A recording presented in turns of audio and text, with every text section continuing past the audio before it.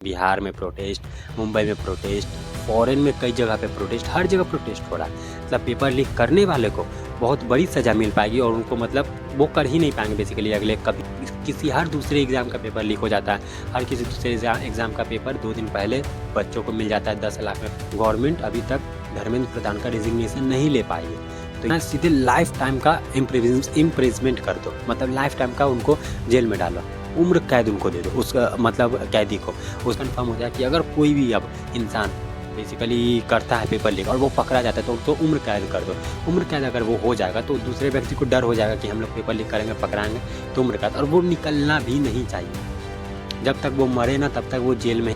कोई ना कोई छोटे से लेके बड़े बड़े मछलियाँ बीच में हैं जो कि ये करने नहीं देते और उनको भी फ़ायदा मिलता है पेपर लीक करने से। पेपर लीक करने से उनको भी पैसा मिलता है और ये कि नहीं हम लोग कितना भी पेपर लीक कर लेंगे तो हमारे लिए तो बैठा हुआ है जो हमको जेल नहीं होने देगा, जो हमको जेल में नहीं जाने देगा, जो सज़ा नहीं होने देगा। तो ये सब तो नॉर्मल चीज़ है। अगर गाइस पेपर लीक पता है, अभी पेपर लीक के बारे में जंतर मंतर प्रोटेस्ट, बिहार में प्रोटेस्ट, मुंबई में प्रोटेस्ट, फॉरेन में कई जगह पे प्रोटेस्ट, हर जगह प्रोटेस्ट हो रहा है। लेकिन इस पे मैं एक बहुत अच्छा मतलब सुझाव लेके आया हूँ सरकार के लिए कि ऐसा सरकार कर सकती है और इससे मतलब पेपर लीक करने वाले को बहुत बड़ी सज़ा मिल पाएगी और उनको मतलब वो कर ही नहीं पाएंगे बेसिकली अगले कभी भी पेपर लीक नहीं कर पाएंगे। क्योंकि अभी देख लो ये न्यूज़ हमेशा आते रहता है कि हर दूसरे एग्ज़ाम का पेपर लीक हो जाता है।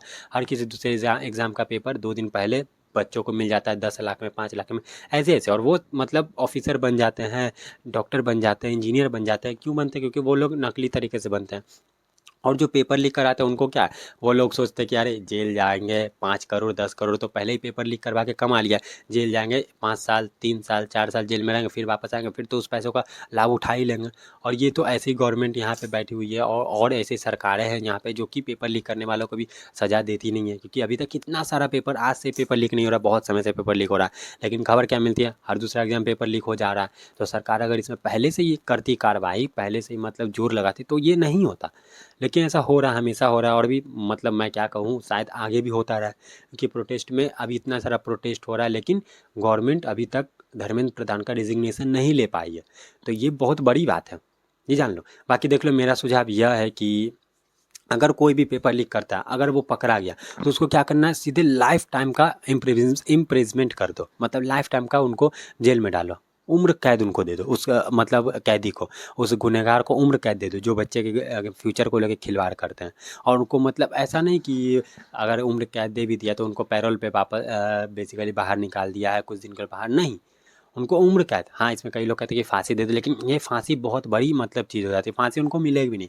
लेकिन हाँ, ये ऐसा मतलब रूल लाओ, ऐसा संविधान, ऐसा संशोधन करो, ऐसा कानून लाओ पार्लियामेंट में कि हाँ ये कन्फर्म हो जाए कि अगर कोई भी अब इंसान बेसिकली करता है पेपर लीक और वो पकड़ा जाता है तो उम्र कैद कर दो।